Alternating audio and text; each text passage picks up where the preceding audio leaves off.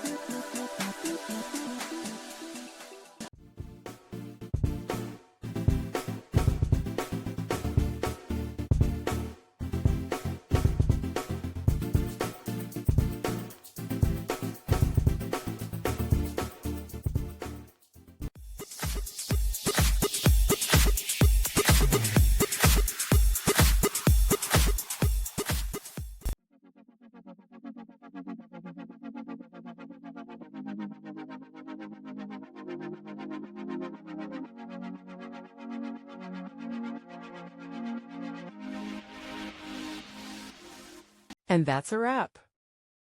I hope you found the answer you were looking for. If you did, take a second to hit that subscribe button. It really helps out.